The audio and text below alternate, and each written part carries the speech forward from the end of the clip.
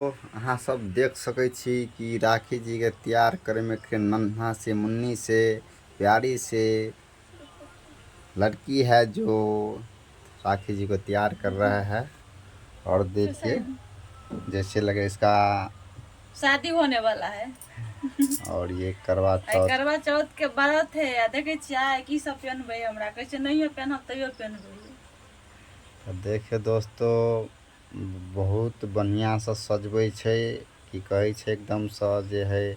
आ देखियो बड़ी बात है इस बच्चे को कितना टैलेंट है सब सजावे के। तो देखियो खुद अपने गर्मी के लगे छले तो खुद अपना है नहीं गंजी बनियान में अपन आता का आ देखो इनका सजवे छे एकदम से देखो देखो रेडी कर सजा के रेडी कर के देखिए हाथ में अलता चूड़ी पहना दिल के पैर में ठेसा पजेब हर चीज पहना दिल के। देखिए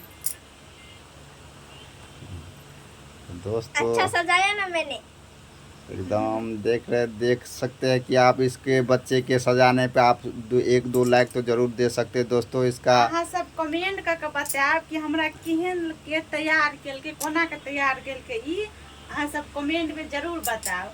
और हम ई साड़ी में ई लुक में हम केहन लागे छी अहाँ सब कमेंट करके बताएब ठीक है।